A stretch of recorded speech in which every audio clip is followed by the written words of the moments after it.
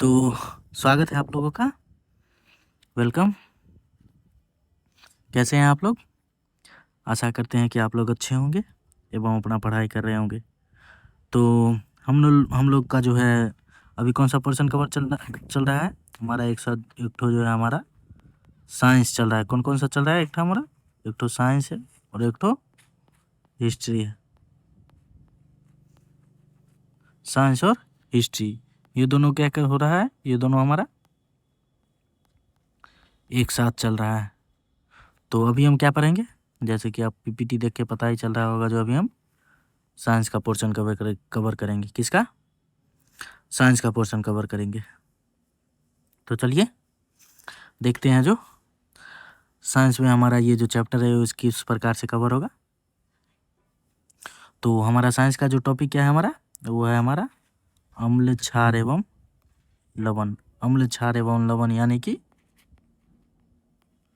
Acid, base and salt. Acid, base and salt, ये हमारा क्यों एनसीईआरटी अगर पढ़िएगा तो ये आपका क्लास 10th का जो है ये आपका चैप्टर है। तो चलिए हम जो है पहले देख लेते हैं जो अम्ल क्या होता है, क्षार क्या होता है, लवण तो लास्ट में खैर देखेंगे। तो चलिए पहले देख लेते हैं जो अम्ल एवं क्षार क्या है। वो अगर अम्ल और क्षार किसी भी चीज़ से अभिक्रिया करते हैं तो वो किस प्रकार से करेगा। तो चलिए देखते हैं जो हम इसमें कौन कौन सा टॉपिक पढ़ेंगे। तो देख लीजिए हमारा इसमें कौन कौन सा टॉपिक है। पहला है हमारा ये सब का परिभाषा एवं सूचक। सूचक क्या होता है? तो कैसे हम लोग पता करेंगे जो ये अम्ल है या क्षार है। तो उसी चीज़ का पता करने के लिए जो अम्ल और क्षार, कौन कौन अम्ल और क्षार है, तो इसी चीज़ का पता लगाने के लिए जो है सूचक का प्रयोग किया जाता है। किसका? पता लगाने के लिए किसका प्रयोग किया जाता है? सूचक का। कुछ प्राकृतिक भी होते हैं और कुछ मानव निर्मित भी होते हैं। तो मैं वो भी आप लोगों को बताऊंगा। तो परिभाषा है, सूचक के बाद हम लोग क्या पढ़ेंगे? अम्ल और क्षार की अभिक्रियाएं। क्या पढ़ेंगे? अम्ल और क्षार की अभिक्रियाएं यानी कि रिएक्शन। अम्ल एवं क्षार किसी भी चीज़ से रिएक्ट किस प्रकार करती है वो मैं आप लोगों को बताऊंगा। उसके बाद मैं आप लोगों को बताऊंगा जो ऑक्साइड या आयनिक अवधारणा है। ऑक्साइड क्या होती है, आयनिक अवधारणा H+ क्या होता है, OH- क्या होता है, ये सब मैं आप लोगों को बताऊंगा इसमें। उसके बाद मैं आप लोगों को pH स्केल के बारे में बताऊंगा एवं उसका यूज क्या है, उपयोग क्या है, वो मैं आप लोगों को बताऊंगा। उसके बाद जो है लवण का NaCl से रासायनिक अभिक्रिया, रसायन किस प्रकार बनेगा लवण व NaCl से रसायन। उसके बाद मैं बताऊंगा आप लोगों को बेकिंग सोडा या वॉशिंग सोडा। उसके बाद ब्लीचिंग पाउडर, POP यानी कि प्लास्टर ऑफ पेरिस, क्रिस्टलन का जल। उसके बाद कुछ घरेलू उदाहरण भी है मैं आप लोगों को बताऊंगा। और तो चलिए शुरू करते हैं। पहला हमारा क्या है? परिभाषा और सूचक। परिभाषा में हमारा पहला क्या है? परिभाषा में हमारा पहले अम्ल और क्षारक क्या है। अम्ल यानी कि एसिड हमारा क्या है, देख लीजिए अम्ल क्या है, अम्ल ये है और क्षार ये है। आपको अंतर भी नज़र आ रहा होगा, मतलब अंतर भी पता चल जाएगा अगर आप ऐसे पढ़िएगा तो। अगर आप चाहते तो मैं आप लोगों को स्लाइड बाय स्लाइड भी लिख के ले आता, लेकिन ऐसे में आप लोगों का जो है अंतर बहुत अच्छा तरीके से पता चल जाएगा। तो अगर बात किया जाए स्वाद के बारे में, तो अम्ल का स्वाद कैसा होता है? अम्ल का स्वाद खट्टा होता है और क्षार कड़वा होता है। यानी कि आप इन दोनों को टेस्ट कीजिएगा तो आप लोगों को जो है ये वो अम्ल यानी कि एसिड आपको क्या होगा? खट्टा महसूस होगा, और क्षारक यानी कि बेस आपको थोड़ा सा कड़वा महसूस होगा। तो मैंने आप लोगों को बताया था जो सूचक, ये अम्ल जो है वो सूचक को जो है लिटमस पत्र, ये क्या है हमारा? लिटमस क्या है? एक प्रकार का सूचक है। लिटमस पत्र को क्या करता है? नीला से लाल कर देता है। अम्ल नीला से लिटमस पत्र को लाल कर देता है, और क्षार जो है लिटमस पत्र को लाल से नीला कर देता है। तो अम्ल के कुछ उदाहरण देख लीजिए। नींबू, अगर आप कभी नींबू खाइएगा तो आपको एकदम खट्टा खट्टा सा महसूस होगा। उसके बाद आप सिरका ले लीजिए, या इमली अगर खाइएगा तब। ये सब क्या है? हमारा खट्टा है। यानी कि जिसका स्वाद खट्टा है वो हमारा क्या है? अम्ल है। और जिसका स्वाद कड़वा है वो हमारा क्या है? क्षार है। जैसे हमारा साबुन हो गया, बेकिंग सोडा हो गया, ये सब हमारा क्या है? क्षार है।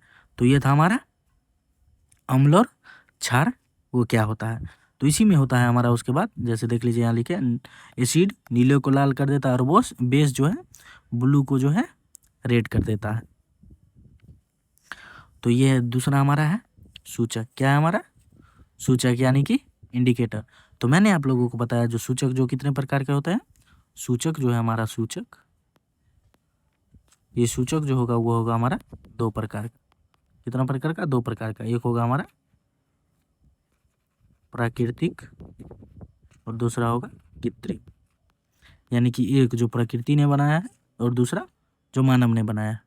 तो प्रकृति जो बनाएगा वो है हमारा,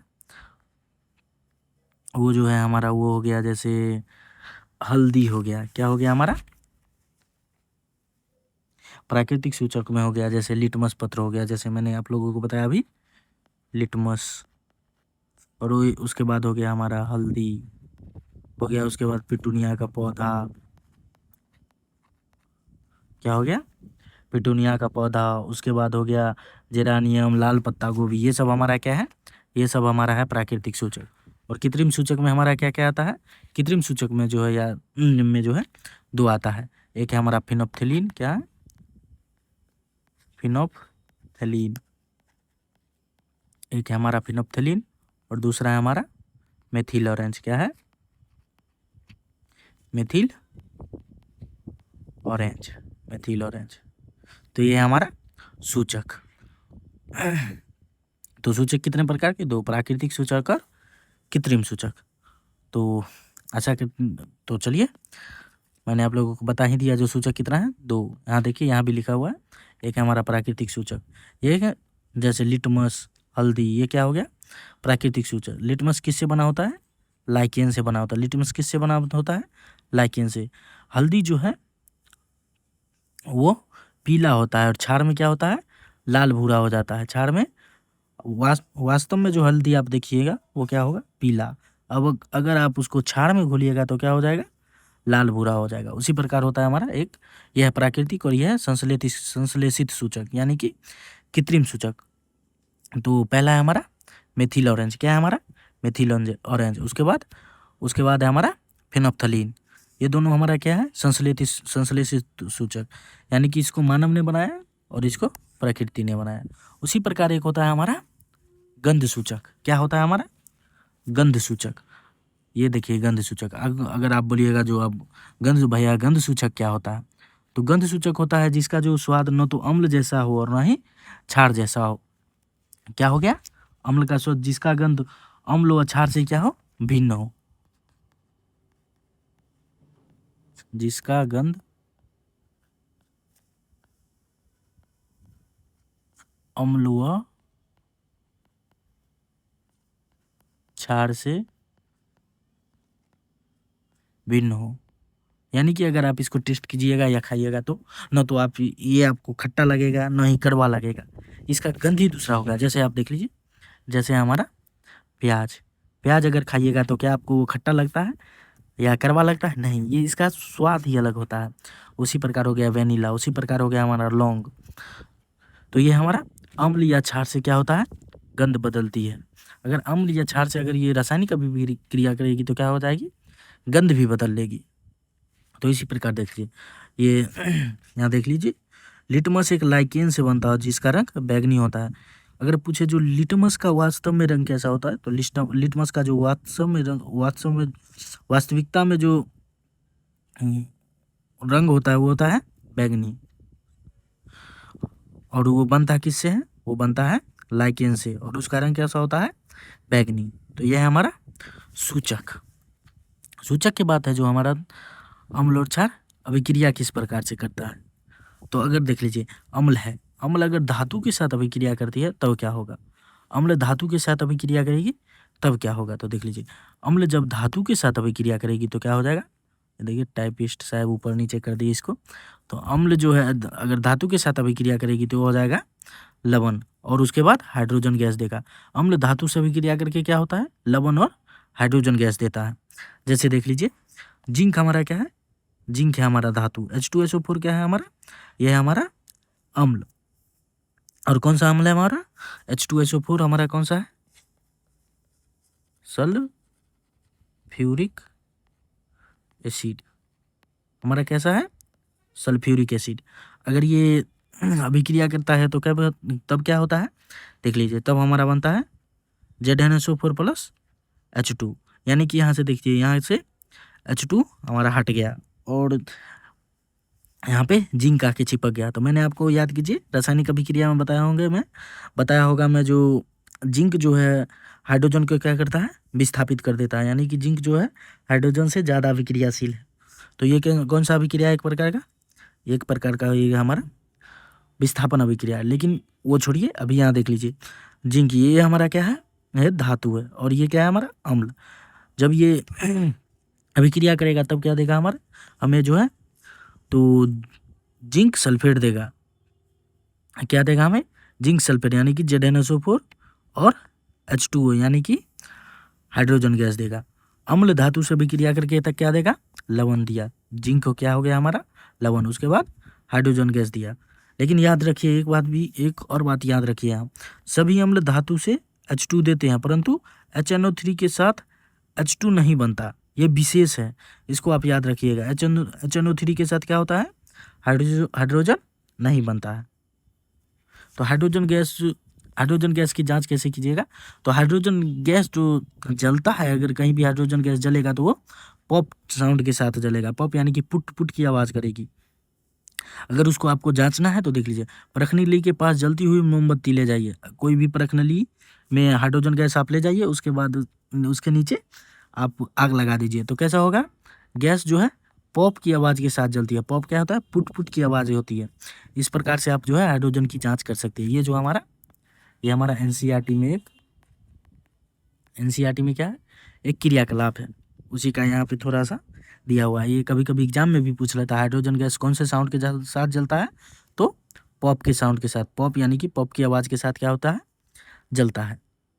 तो ये हो गया हमारा अम्ल धातु के साथ अभिक्रिया करता है। उसी प्रकार अगर क्षार भी धातु के साथ अभिक्रिया करके हाइड्रोजन गैस देता है, तो जी देख लीजिए यहाँ क्या, क्षार धातु के साथ अभिक्रिया करके हाइड्रोजन के बाद क्या क्वेश्चन मार्क लगा हुआ क्या देता है, तो चलिए देख लेते हैं हम।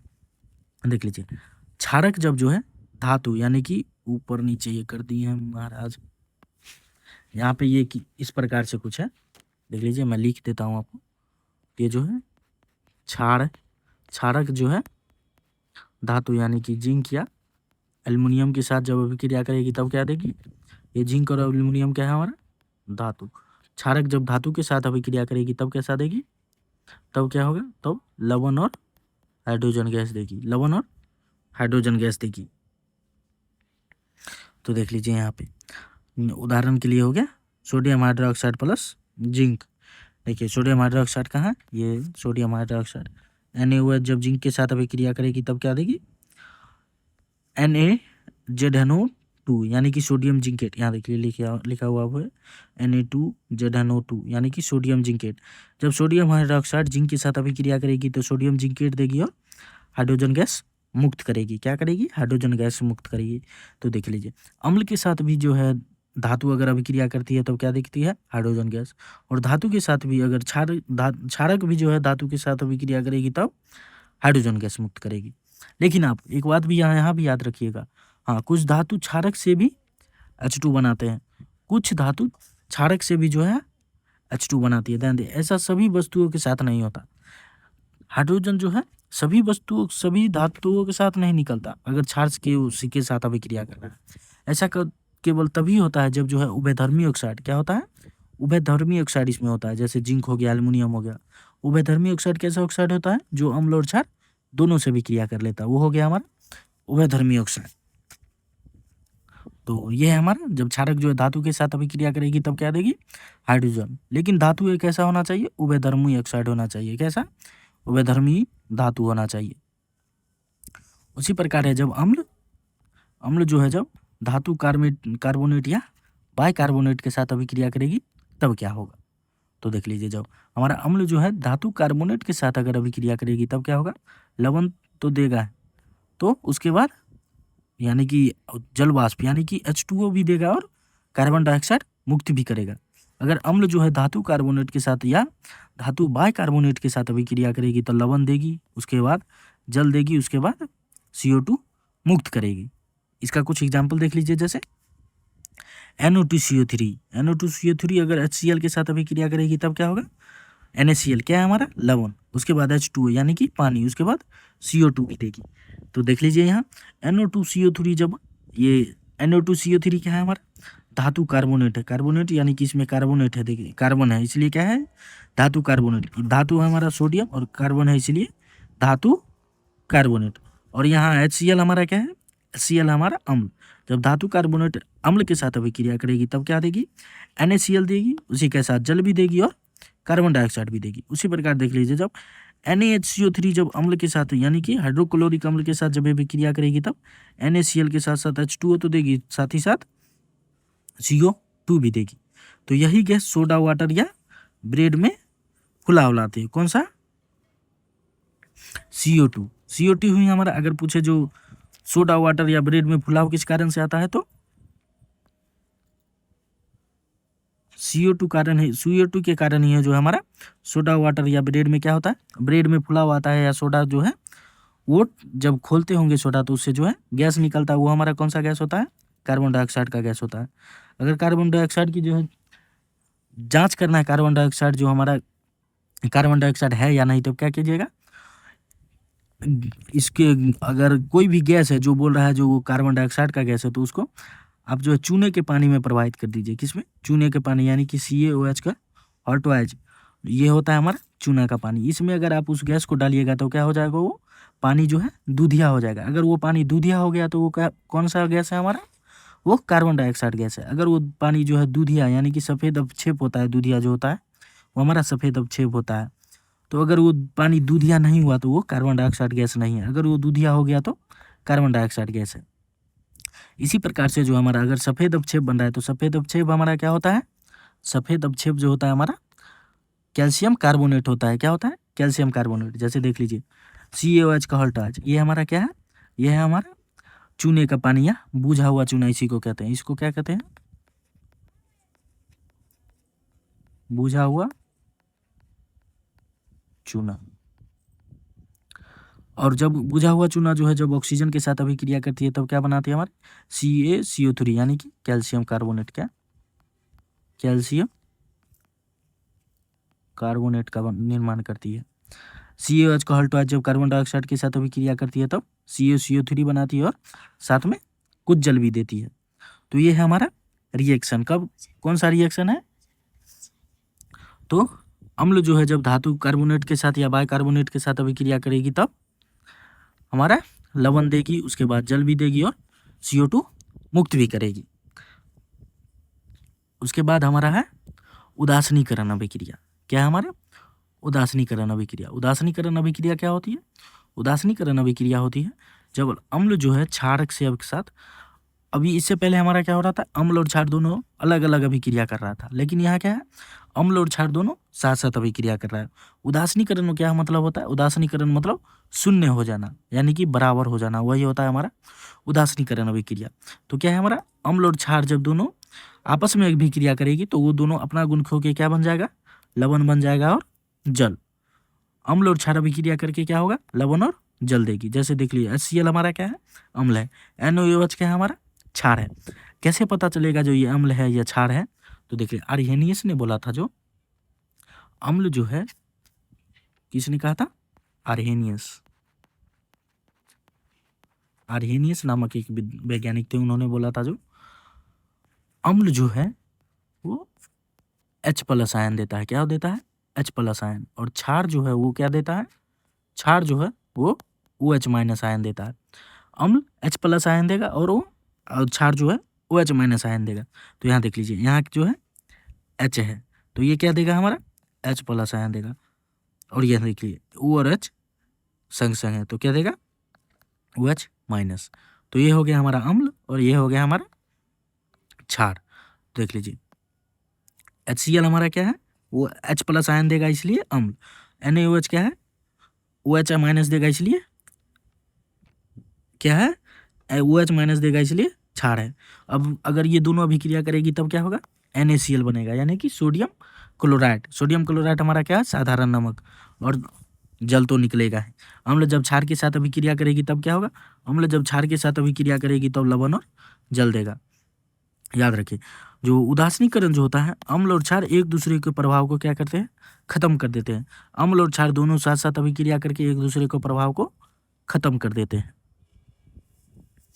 तो ये है हमारा उदासीनीकरण अभिक्रिया। ये क्या है हमारा फेनोल्फथालीन परीक्षण। ये परीक्षण आप छोड़ दीजिए क्योंकि परीक्षण ये तो सब एनसीईआरटी का है। इनसे अगर याद रखना है तो याद भी रख सकते हैं। क्षारक में गुलाबी रंग दीजिएगा तो अम्ल पर गुलाबी जो है गायब हो जाएगा। दोबारा क्षारक मिलाने पर गुलाबी रंग वापस आ जाएगा। यही हमारा फेनोल्फथालीन परीक्षण। फेनोल्फथालीन क्षारक में क्या करता है, गुलाबी रंग लाता है। अगर अम्ल में मिलाएगा तो गुलाबी गायब हो जाएगा और फिर दोबारा क्षारक में मिलाइएगा तो गुलाबी वापस आ जाएगा।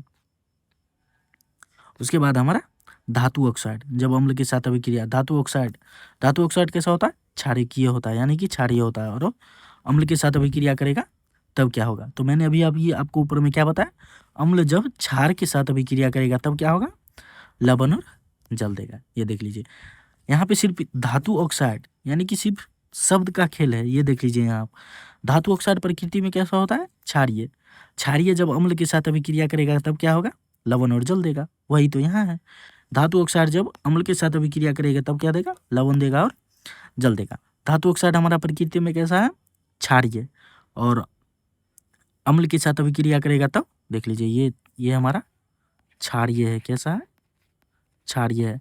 क्षार जब अम्ल के साथ अभिक्रिया करेगा तो लवण और जल देगा। ये तो हो गया हमारा उदासीनीकरण अभिक्रिया।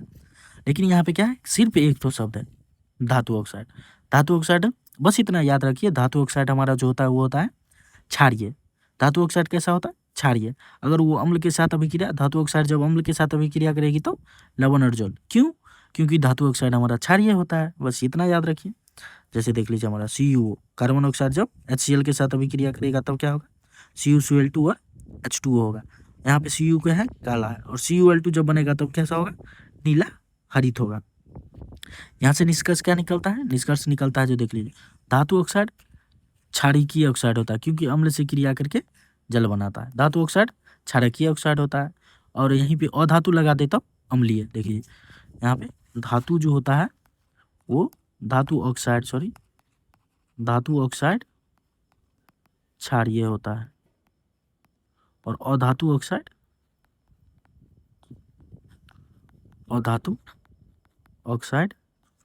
अम्लीय होता है।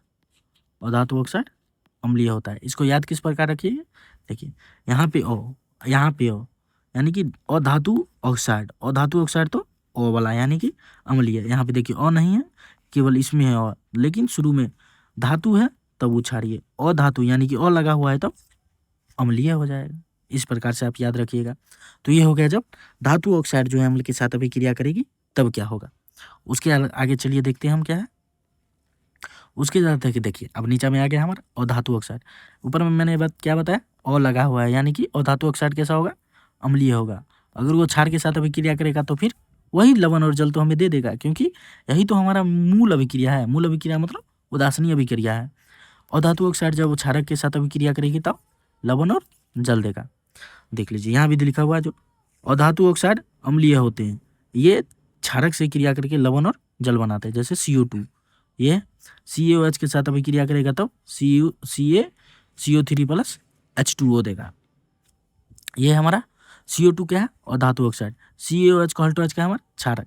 अब हमें क्या दे रहा है, ये दे रहा है हमें लवण, यानी कि calcium carbonate, CaCO3 calcium carbonate. इसी को हम क्या कहते हैं, कैल्शियम कार्बोनेट। इसी को हम संगमरमर भी कहते हैं, संगमरमर भी इसी को कहते हैं।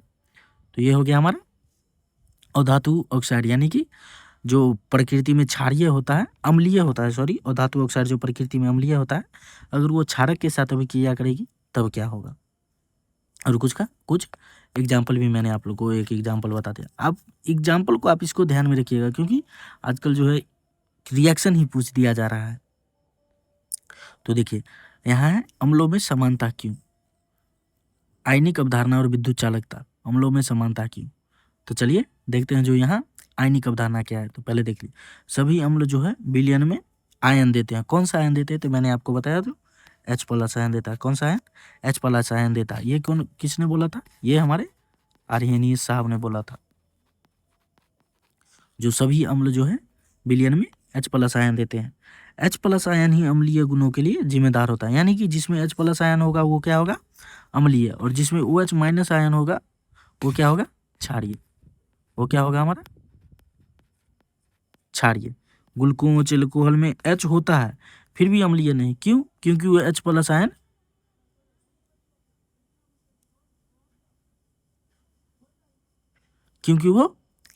आयन नहीं छोड़ते हैं। विद्युत चालकता क्या होती है, अम्ल और क्षारक के लिए विद्युत का चालन करते हैं। विद्युत चालक क्या होता है, विद्युत चालकता यानी कि अम्ल और क्षारक के विलयन, यानी कि अम्ल और क्षारक के विलयन, यानी कि जो घोल तैयार होता है वो क्या होता है हमारा, विद्युत का चालक होता है। किसके कारण, आयनों के कारण। देख लीजिए अम्ल जो है H+ आयन देगा तो ये क्या होगा, विद्युत का चालक होगा। क्षारक भी OH आयन देगा, ये भी क्या होगा हमारा, विद्युत का चालक होगा। तो ये हो गया जो अम्ल हमारा H+ आयन है, OH- हमारा क्या है, OH- हमारा क्षारीय है। आर्यनीज साहब ने ये दोनों बात बोला था। तो ये हो गया अम्ल के बारे में और थोड़ी और जानकारी।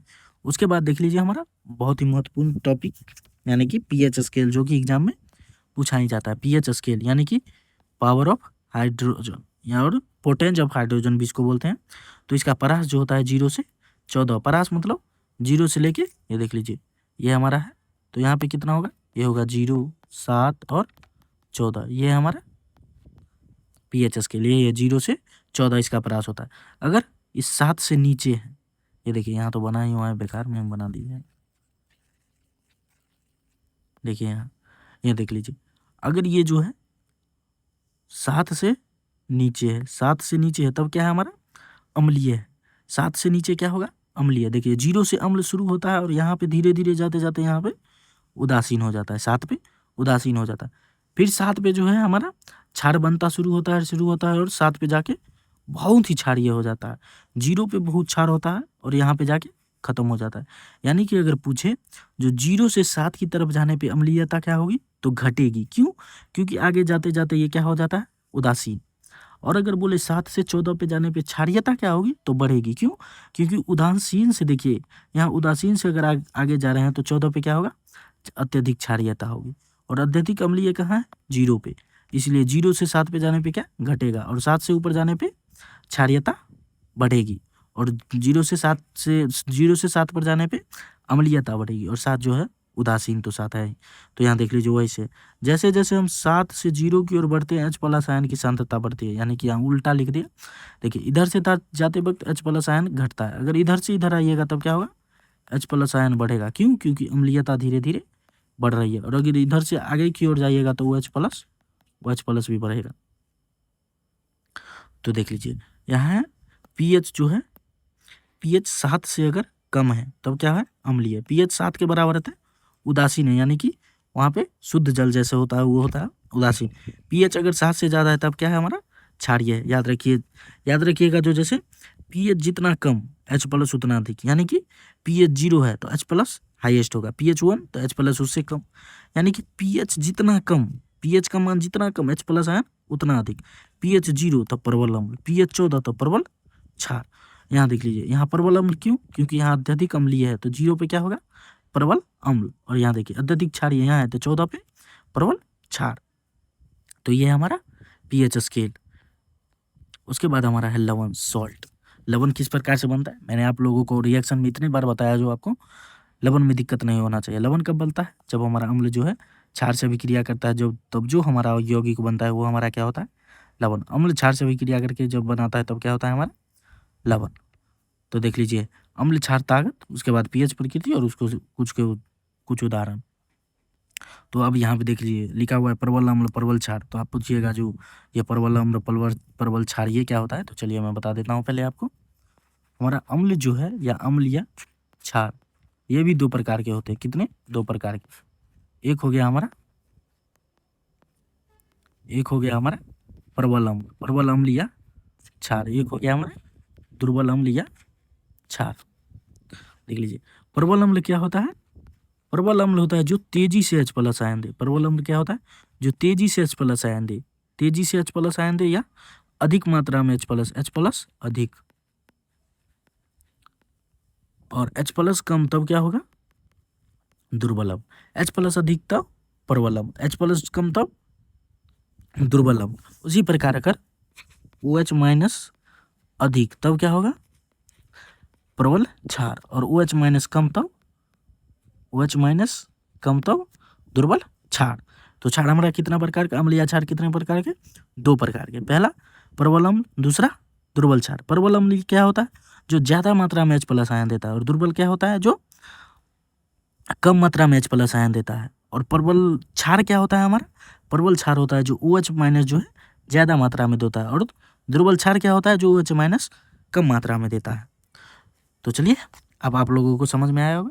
और एक बात, अगर आप जैसे देश मान लीजिए जो एक आदमी ए है, मान लीजिए आप ए है और आपका एक दोस्त बी है, अगर आप ज़्यादा मजबूत है और ये आपसे थोड़ा कम मजबूत है, ये बहुत ही कम मजबूत है आप, और ये आप बहुत ज़्यादा मजबूत है, अगर आप दोनों लड़ाई कीजिएगा तब क्या होगा, स्वाभाविक है जो आप जीत जाइएगा।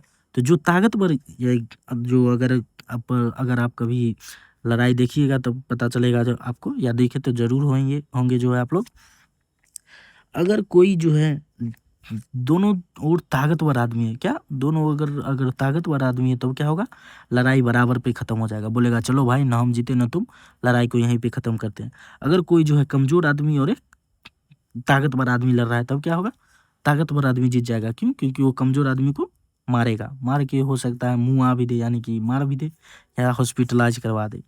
तो इसी प्रकार हमारा अम्ल और क्षार में भी होता है। जैसे देख लीजिए प्रबल मतलब क्या होता है, प्रबल मतलब होता है मजबूत। जैसे देख लीजिए प्रबल अम्ल है और उसी प्रकार प्रबल क्षार भी है, दोनों में झगड़ा हुआ, दोनों बोला चलो भाई दोनों बराबरी पे खत्म करते हैं, दोनों लड़ेंगे तो दोनों का नुकसान है। तो इसलिए क्या हो जाएगा हमारा, पीएच बराबर पे खत्म हो गया, यानी कि पीएच 7 हो जाएगा, यानी कि उदासीन हो जाएगा। उसके कुछ उदाहरण क्या है, NaCl। उसी प्रकार देखिए यहाँ पे प्रबल अम्ल, यानी कि अम्ल जो है ताकतवर है, यानी और क्षार जो है दुर्बल क्षार है, यानी कि क्षार कमजोर है।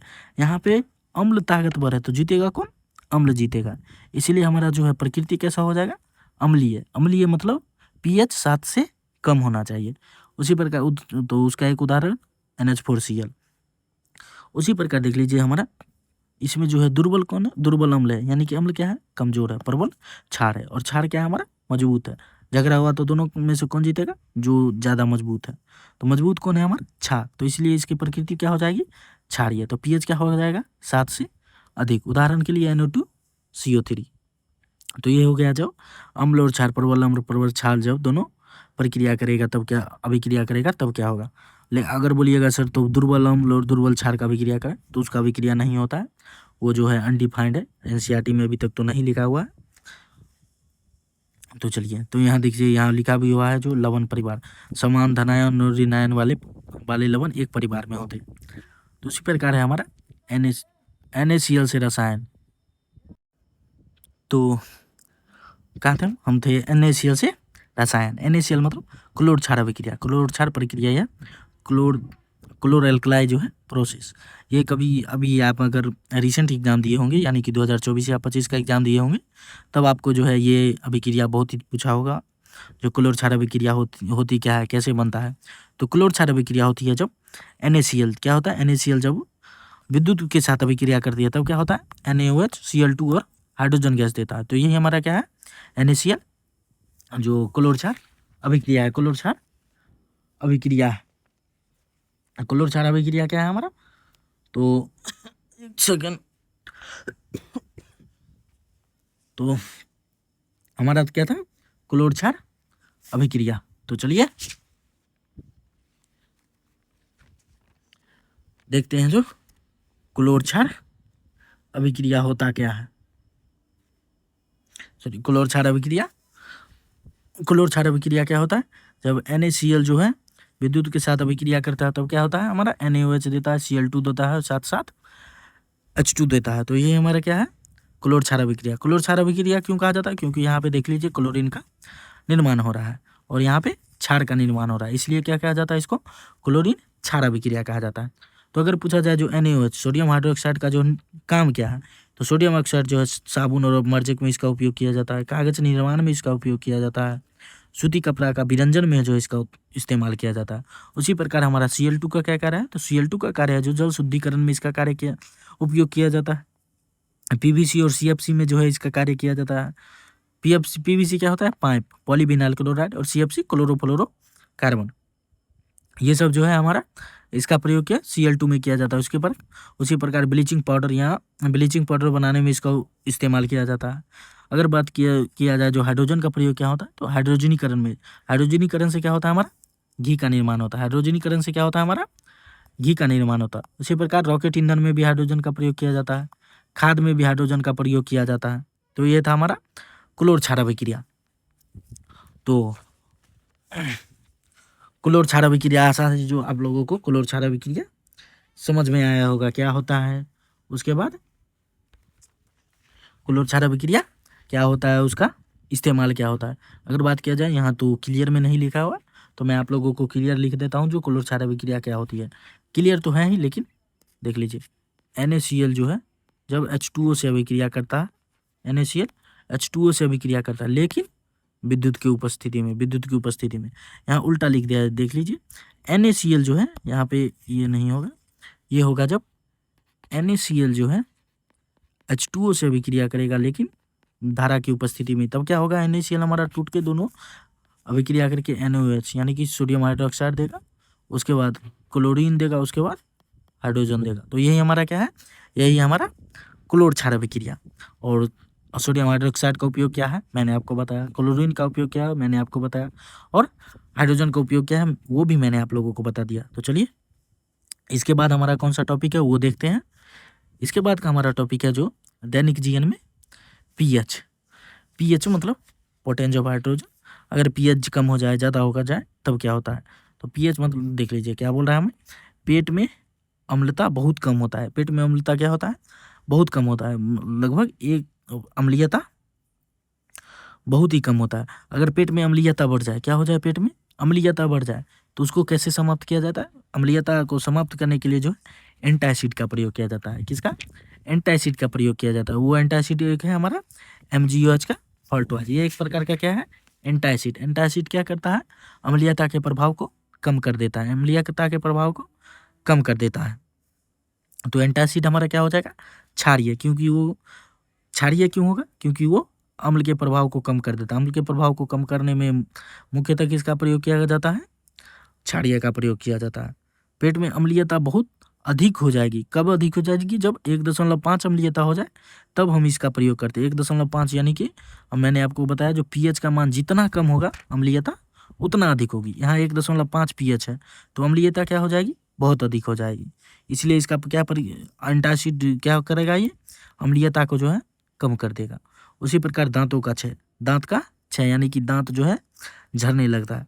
दांत कब झड़ता है? जब हमारा पीएच मान जो है 5.5 से क्या हो जाए? कम हो जाए। क्या हो जाएगा हमारा? दांत का क्षय कब होने लगता है? जब हमारा जो है पीएच मान 5.5 से कम हो जाए। अगर बात किया जाए जो इसको फिर ठीक कैसे किया जाए, कोई तो उपाय होगा जो दांत न झड़े। तो एक ही उपाय उसका, जो फिर टूथपेस्ट में आप बेस का इस्तेमाल करें, यानी कि क्षारीय चीज़ का इस्तेमाल करें, क्षारीय पदार्थ का इस्तेमाल करें। किसमें? टूथपेस्ट में। जैसे आप लोग अगर किसी भी टूथपेस्ट रखे होंगे तो उसमें ज़रूर लिखा होगा, नीचे में देखिएगा तो लिखा होगा जो उसमें बेस भी ऐड है, यानी कि क्षारीय युक्त टूथपेस्ट। तो क्यों लिखता है? क्योंकि क्षार ही है जो दांतों का क्षय होने से रोकता है। दांत जो है हमारा, दांत इनेमल जो है, दांत का इनेमल यानी कि बाहरी भाग, देखिए यहाँ पे दांत का इनेमल किससे बना होता है? CA3PO4 का हॉल्टवाइज उससे बना होता है, जिसका मान जो है 5.5 से नीचे जाने पर क्या होता है? घुलना शुरू हो जाता है। अगर मिट्टी अम्लीय कब होता है? जब उसका पीएच मान 6 से कम हो जाए। अगर मिट्टी का अम्लीयता अगर बढ़ रहा है तो उसमें क्या करें? चूना मिलाए। चूना क्या होता है हमारा? क्षारीय। क्षारीयता क्या करता है? क्षारीय अम्ल के प्रभाव को कम कर देता है। तो उसमें चूना मिलाएंगे तो मिट्टी की अम्लीयता क्या हो जाएगी? दूर हो जाएगी। और मिट्टी की अम्लीयता कब कहा जाता है? जब पीएच का मान 6 मिट्टी का पीएच 6 से कम हो जाए। उसी प्रकार अम्लीय वर्षा कब होगी? जब पीएच का मान 5 वर्षा का जो है पीएच मान 5.6 से कम हो जाए। अम्लीय वर्षा क्या है? पीएच का मान 5.6 से कम हो जाए। तो इससे क्या होता है? हमारा पर्यावरण को क्षति पहुंचता है। देख लीजिए जैसे ये यहाँ है, ये क्या है? पेट की अम्लता। पेट की अम्लता मतलब pH 1.5, pH 1.5 यानी कि अम्लीयता अधिक। दांतों का क्षय यानी कि 5.5 से कम जो हो जाएगा तो क्या हो जाएगा? एसिडिक हो जाएगा। इसीलिए इसमें क्या करते हैं? क्षारीय टूथपेस्ट का इस्तेमाल करते हैं। क्षार क्या करेगा, इसको इधर की ओर लेके जाएगा, किसको, इधर की ओर लेके जाएगा। उसी प्रकार अम्लीय वर्षा क्या होता है, जो 5.6 से पीएच का वर्षा का मान 5.6 से अधिक हो जाए, यानी कि 5.6 से कम हो जाए वर्षा का पीएच मान, तो हमारा क्या हो जाएगा, अम्लीय वर्षा। पीएच क्या होता है, अति मिट्टी अम्लीय कब होता है, जब पीएच का मान, मिट्टी के पीएच का मान 6 से कम हो जाए, तो ये होता है हमारा मिट्टी में जो है मिट्टी अम्लीयता हो जाती है, मिट्टी अम्लीय हो जाता है। उसी प्रकार हमारा है बेकिंग सोडा या वॉशिंग सोडा। क्या है हमारा, बेकिंग सोडा या वॉशिंग सोडा। बेकिंग सोडा मतलब क्या होता है, बेकिंग सोडा मतलब होता है जो खाने वाला सोडा, खाना बनाने में जिसका प्रयोग करते हैं, जिसको फुलाने के लिए जिसका इस्तेमाल करते हैं, उसमें उसको क्या कहते हैं हम, बेकिंग सोडा। बेकिंग सोडा का सूत्र में क्या होता है, NaHCO3। क्या होता है, NaHCO3। तो आप इसको याद कीजिएगा, जैसे देख लीजिए ये बीच में H लिखा हुआ, H मतलब क्या होता है, हंगरी।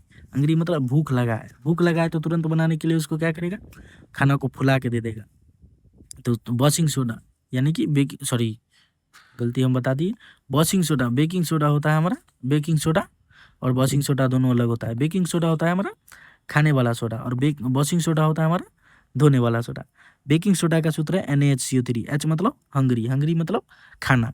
तो इसी प्रकार बेकिंग सोडा हमारा खाने वाला सोडा, H जिसमें वो हमारा खाने वाला सोडा, यानी कि बेकिंग सोडा।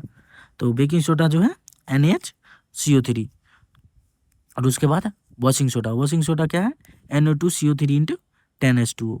इसका ये क्या है, क्रिस्टलन का जल युक्त लवण। क्रिस्टलन का जो है, क्रिस्टलन का जल क्या होता है, ये मैं आपको बताऊंगा, लेकिन पहले मैं आपको बता देता हूँ जो बेकिंग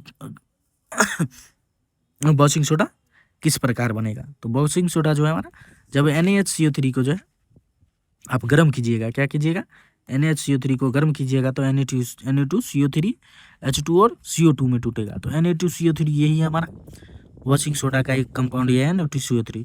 अगर इसमें आप 10 जो है हाइड्रोजन का अणु, पानी का अणु जो है 10 इसमें ऐड कर दीजिएगा, किसमें, Na2CO3 में 10 परमाणु, 10 जो है पानी के अणु ऐड कर दीजिएगा, तब क्या हो जाएगा हमारा, वॉशिंग सोडा हो जाएगा। बेकिंग सोडा का प्रयोग कहाँ किया जाता है, बेकिंग सोडा का प्रयोग खाना में किया जाता है। और अगर बात किया जाए, ये तो बेकिंग सोडा है, एक होता है हमारा बेकिंग पाउडर। तो बेकिंग पाउडर क्या होता है, जब इसी बेकिंग सोडा यानी कि NaHCO3 में जब हम टार्टिक अम्ल को जो हम मिला देते हैं, तब हमारा क्या बन जाता है, बेकिंग पाउडर बन जाता है। तो आशा करते हैं जो आपको बेकिंग सोडा और बेकिंग पाउडर में अंतर समझ में आएगा। पाउडर में जो बेकिंग सोडा में टार्ट्रिक अम्ल जो है, कौन सा, टार्ट्रिक अम्ल जो है जब मिला देते हैं, तब क्या होता है हमारा बेकिंग पाउडर बनता है। उसी प्रकार वॉशिंग सोडा जो है, वॉशिंग सोडा कब होता है, जब जो है बेकिंग सोडा को गर्म करके उसमें 10 जल के अणु ऐड कर देंगे, तब हमारा क्या होगा, वॉशिंग सोडा बनेगा। और उसका मुख्य उपयोग क्या है, कठोर जल को मृदु, यानी कि कठोर जो जल है उसको सॉफ्ट करने में, कांच या साबुन या कागज के उद्योग में, घरों की साफ सफाई में, बोरेक्स जैसे सोडियम को और यौगिक के उत्पादन में। तो इसका उपयोग कहाँ, ये भी मैंने आपको बता दिया। तो बेकिंग सोडा और वॉशिंग सोडा क्लियर हो गया। तो चलिए हम आगे देखते हैं जो ब्लीचिंग पाउडर क्या है, यानी कि विरंजक चूर्ण। विरंजक चूर्ण बनाते कैसे हैं, जब विरंजक चूर्ण बनाने की विधि, जब क्या होता है, शुष्क बुझा हुआ चूना। शुष्क बुझा हुआ चूना क्या होता है, CaOH का हॉल्ट वाइज, वो होता है हमारा बुझा हुआ चूना। बुझा हुआ चूना पे जब क्लोरीन गैस इससे जब प्रवाहित किया जाता है, तब क्या होता है, हमारा ब्लीचिंग पाउडर का निर्माण होता है। देख लीजिए, जैसे CaOH का हॉल्ट वाइज, ये है हमारा क्या, बुझा हुआ चूना। और जब इसमें Cl2 गैस को प्रवाहित करते हैं इससे, तब क्या होता है हमारा CaOCl2 बनता है, यानी कि विरंजक चूर्ण या ब्लीचिंग पाउडर बनता है, साथ साथ जल भी निकलता है। अगर बात किया जाए जो विरंजक चूर्ण का जो है इस्तेमाल कहाँ किया जाता है, तो विरंजक चूर्ण का जो इस्तेमाल है जो वो किया जाता है कपड़े या कागज के विरंजन में, कई रासायनिकी यौगिक उद्योगों में ऑक्सीकारक के रूप में किया जाता है इसका प्रयोग। इसी प्रकार पेयजल को जीवाणु रहित करने में, यानी कि पीने योग्य जल को जो है साफ करने में भी इसका प्रयोग किया जाता है। ऊन को न सिकुड़ने वाला बनाने में, यानी कि ऊन जो है सिकुड़ जाता है, अगर उसको जो है विरंजक चूर्ण या ब्लीचिंग पाउडर में उसको रख दीजिएगा, तब क्या हो जाएगा, ऊन सिकुड़ेगा नहीं। तो यह हमारा ब्लीचिंग पाउडर। उसी के बाद हमारा प्लास्टर ऑफ पेरिस, क्या है, प्लास्टर ऑफ पेरिस, POP। जैसे आप लोग अगर कहीं देखे होंगे जो घर का जहाँ निर्माण हो रहा है, तो घर के निर्माण में जो है जैसे मिस्त्री लोग बोलते हैं जो इसमें POP करवाइए, POP क्या होता है हमारा, प्लास्टर ऑफ पेरिस। ये क्या होता है, इसका रासायनिक सूत्र होता है, इसको जिप्सम भी कहा जाता है, यानी कि जिप्सम बोल रहे हैं, जिप्सम एक अलग होता है, CaSO4 इंटू 2H2O। जब इसको जो है 373 डिग्री सेल्सियस या 373 केल्विन पर गर्म किया जाता है या 100 डिग्री सेल्सियस पे गर्म किया जाता है, तब क्या होता है हमारा, तब जो है हमारा प्लास्टर ऑफ पेरिस बनता है, यानी कि CaSO4 इंटू हाफ H2O। देख लीजिए यहाँ जिप्सम और POP में दो ही अंतर है। क्या अंतर है, इसमें 2H2O है, इसमें हाफ H2O है। जो हाफ H2O है वो क्या है हमारा POP, और जिसमें 2H2O है क्या है हमारा जिप्सम। तो यही होता है जो प्लास्टर ऑफ पेरिस किस प्रकार बनता है, जब जिप्सम को जो है 373 डिग्री सेल्सियस या 373 केल्विन पर या 100 डिग्री सेल्सियस, 373 डिग्री केल्विन या 100 डिग्री सेल्सियस पे जब गर्म कर देंगे तब हमारा क्या हो जाएगा, प्लास्टर ऑफ पेरिस बनेगा। क्या बनेगा, प्लास्टर ऑफ पेरिस, यानी कि CaSO4 इंटू हाफ H2O। अगर POP यानी कि जो है प्लास्टर ऑफ पेरिस में जब जल गर्म कर दीजिए, जब उसमें जल अब ऐड कर दीजिएगा तो वो क्या हो जाएगा हमारा जिप्सम बन जाएगा। तो बनाने की विधि क्या है हमारा, जिप्सम को 373 डिग्री केल्विन पर गर्म करके अनुत्याग करना, जल मिलाने पर यह पुनः जिप्सम बनकर क्या हो जाता है, कठोर बन जाता है। 373 डिग्री सेल्सियस पे जब 300 सेल्सियस बार बार बोल रहे हैं, 373 डिग्री केल्विन या 100 डिग्री सेल्सियस पे जब इसको गर्म कीजिएगा, किसको, जिप्सम को, तब हमारा क्या हो जाएगा, प्लास्टर ऑफ पेरिस बनेगा। और जब उस प्लास्टर ऑफ पेरिस में अगर आप जल ऐड करेंगे तो क्या हो जाएगा, तुरंत कठोर हो जाएगा। तो क्या होता है, फ्रैक्चर में इसका उपयोग क्या है, फ्रैक्चर में हड्डियों को सही जगह जोड़ने के लिए, पट्टी खिलौने में, मूर्तियां और सजावट का सामान बनाने में, दीवारी की सतह को चिकना करने में सबका प्रयोग किया जाता है। तो इसलिए याद रखिएगा POP कुछ ही मिनटों में जम जाता है, इसलिए जल मिलाते ही इसे वांछित आकार में डालना पड़ता है। अगर POP में हम जल मिला रहे हैं तो ट्राई करेंगे जो तुरंत ही उसको जिस आकार में डालना है उसमें डाल दे, नहीं तो वो तुरंत ही क्या हो जाएगा, जम जाएगा। तो ये था हमारा प्लास्टर ऑफ पेरिस, ये हमारा। उसके बाद क्या है, क्रिस्टलन का जल, हमारा लास्ट का टॉपिक क्रिस्टलन का जल। परिभाषा क्या है, लवण के एक सूत्र इकाई के साथ जुड़े जल के निश्चित अनुपात। लवण देख लीजिए जैसे CuSO4, इसमें जो देखिए कितना जल मिला हुआ है, 5H2O, तो इसको क्या बोलेंगे, 5 क्रिस्टलन का जल है। क्यों, क्योंकि इसमें 5 परमाणु के जो है जल मिले हुए हैं। तो क्रिस्टलन का जल क्या होता है, जो लवण के साथ जुड़े हुआ क्या होता है, जल, सीधा जुड़े जो लवण के साथ जुड़ा हुआ जल, कितने मात्रा में लवण जुड़ा हुआ है, जल जुड़ा हुआ है किसी भी लवण से, वही हमारा क्या है, क्रिस्टलन का जल। CuSO4 इंटू 5H2O ये क्या है हमारा नीलात होता है। NO2CO3 इंटू H2O क्या है हमारा धोने का सोडा, यानी कि धोने का सोडा, यानी कि washing soda. CaSO4 into 2H2O ये हमारा क्या है, जिप्सम। ये सब हमारा 2H2O क्या है हमारा क्रिस्टलन का जल। देखिए नीला CuSO4 यानी कि नीला तोता को गर्म करने पर सफ़ेद हो जाता है, क्योंकि जल जो है यह जल त्याग देता है। अगर गर्म कीजिएगा, गर्म करने पर क्या होता है, जल तो एवोपरेट हो जाता है, यानी कि वाष्पित हो जाता है, तब ये क्या होता है, जल त्याग देता है, जिससे पानी डालने पर रंग वापस आ जाता है। यह वापस क्यों आ जाता है, क्योंकि जब CuSO4 को जब गर्म कीजिएगा तो क्या होगा, उससे जल निकल जाएगा। जल निकालने से क्या होगा, वो जो है नीला उसका कलर है वो क्या हो जाएगा, चला जाएगा। अगर फिर से उस पर पानी डालिएगा तो क्या होगा, उसका नीला कलर वापस आ जाता है। क्यों, क्योंकि उसका जो है जल के कारण ही उसका नीला कलर होता है। जल उड़ा तो उसका नीला कलर भी रुका, जल आया तो उसका नीला कलर भी आ गया। जैसे नीला रंग किसका, CuSO4 नीला तोता का जो है, अगर उसको गर्म कीजिएगा तो क्या हो जाएगा, सफ़ेद हो जाएगा, रंगहीन, यानी कि कॉपर सल्फेट फिर बन जाएगा, CuSO4 बन जाएगा। अगर फिर कॉपर सल्फेट पे जो है अगर पानी डालिएगा तो क्या हो जाएगा, कॉपर सल्फेट इंटू 5H2O, यानी कि नीला रंग बन जाएगा, नीला थोथा बन जाएगा। तो ये था हमारा क्रिस्टलन का जल। उसके बाद हमारा टॉपिक जो हो गया एंड हो गया, ये था हमारा लास्ट टॉपिक। तो फिर धन्यवाद। तो चलिए देख ले तो हम फिर जो आज जो हम क्या क्या पढ़े, पहले हम जो है लिटमस पत्र को नीला से लाल कर देता है। इसका जो pH होता है 7 से कम होता है, ये H+ आयन देता है। क्षार जो है लाल लिटमस पत्र को नीला कर देता है, इसका pH 7 से अधिक होता है और ये OH- देता है। उदासीनीकरण अभिक्रिया अम्ल क्षार से अभिक्रिया करके लवण जल देता है, और ये लवण का जो होता है लवण 7 के बराबर होता है। तो अब आप अम्ल क्षार लवण के किंग बनने को तैयार है। अगर आप अब इसको फिर से एक बार रिवाइज कर लीजिए, 2x पे वीडियो देख लीजिए, या 2x, क्योंकि हम बहुत जल्दी बोलते हैं तो इसलिए आपको 1x पे ही देखना होगा, या 1.5x कर लीजिए और फटाक से इस लेक्चर को ख़त्म कीजिए। उसके बाद अपना PY की प्रैक्टिस कीजिए और देखिए बनता है कि नहीं। अगर नहीं बन रहा है तो फिर से लेक्चर की देखिए, और उसके बाद अगर आपको एक्स्ट्रा ऐड ऑन करना है तो कुछ मत पढ़िए, सिर्फ एनसीईआरटी पढ़िए, क्योंकि एग्जाम जो है एनसीईआरटी आधारित है। तो धन्यवाद, मिलते हैं हम आपसे नेक्स्ट लेक्चर में। तब तक के लिए जय हिंद, अपना ख्याल रखिए, टाटा बाय बाय।